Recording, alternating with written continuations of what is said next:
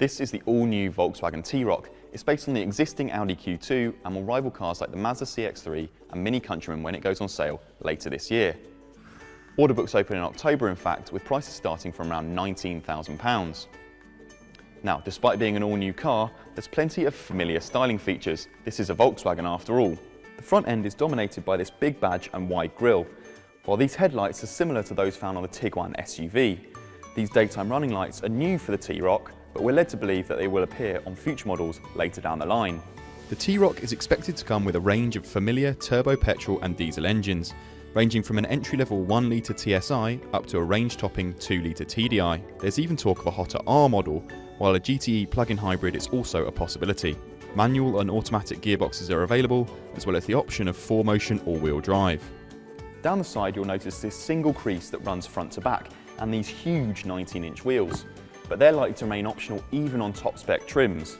But you spend more of your time sitting in the car than staring at it in traffic, so what's it like inside? Let's go and have a look.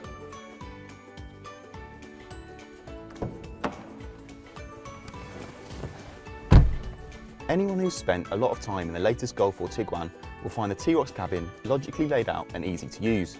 The controls feel solid to the touch, and while there are a few scratchy plastics that you wouldn't find in an Audi Q2, the flashes of colour give it a more youthful look. The driving position is lower than in a Tiguan to emphasise the T-Roc's sportier handling characteristics, but we'll have to wait a little longer to see if that bit's true. In terms of practicality, there's a couple of cup holders in the middle, a small cubby between the front seats, and some decent sized door bins. There's even a pretty big glove box. This one has Volkswagen's 12.3-inch active info display, as well as the larger Discover Pro navigation and infotainment setup. It's all very slick, and there's loads of functionality like Apple CarPlay and Android Auto. Here in the back, and despite its dinky dimensions, the T-Roc is surprisingly practical. Our car came fitted with a panoramic roof, but thanks to a recess in the ceiling, there's plenty of headroom for taller adults. This is set up for my driving position, and I'm 6 foot tall, and I'm not struggling for knee room either. There is a bit of a transmission tunnel though, so seating 3 abreast might be a bit of a struggle. Let's go check out the boot. Volkswagen hasn't told us how big the boot is yet, but as you can see, it's visibly smaller than you'll find in a VW Tiguan. It's certainly on a par with a Q2 though, which offers a 405-litre boot with the rear seats in place.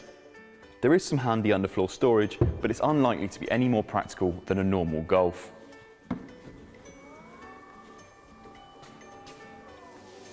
There's no reason why the new Volkswagen T-Roc won't be a huge success for the company. It's cleverly packaged and loaded with tech, while also adding a dose of SUV style.